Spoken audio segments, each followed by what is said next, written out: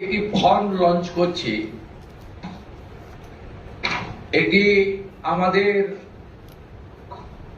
মহিলা এবং শিশু কল্যাণ দপ্তর, যার পূর্ণ মন্ত্রীর মর্যাদা আছেন মাননীয় অগ্নিমিত্রা পাল মহোদয়া, তার দপ্তরের মাধ্যমে এটি নোডাল দপ্তর।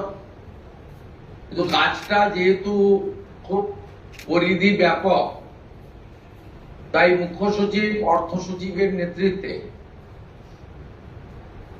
পুরো প্রশাসন অর্থাৎ জেলা শাসক, বিডিও, মিউনিসিপ্যালিটির ক্ষেত্রে সিও এবং কর্পোরেশনের ক্ষেত্রে কমিশনাররাও এতে যুক্ত থাকবেন এবং হোম পার্ট ডিপার্টমেন্টের সঙ্গে যুক্ত থাকবেন।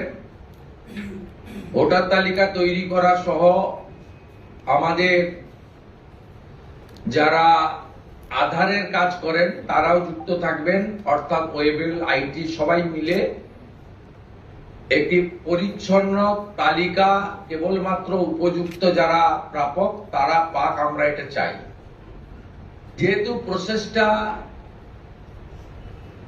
একদিনে সকলেই ফর্ম ফিল আপ করতে পারবেন না এবং ফর্ম ফিল আপে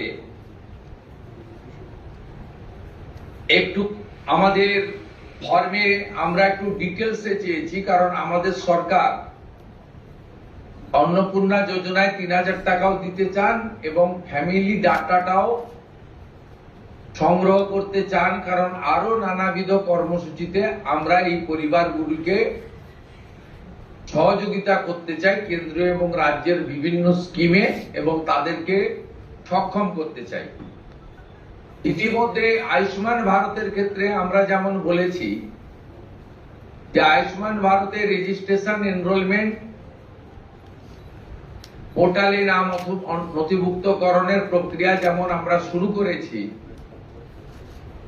এবং জুলাই মাসে সম্ভাব্য আমরা কার্ড দিতে পারবো, এবং ৮ তারিখে ভারত সরকারের স্বাস্থ্য দপ্তরের সঙ্গে আমাদের আনুষ্ঠানিক মৌ হয়ে যাবে। ইতিমধ্যে আমরা ভার্চুয়ালি মিটিং করে 976 কোটি টাকা এই বর্ষে আমরা তাদের বরাদ্দ আমরা স্যাংশন পেয়ে গেছি।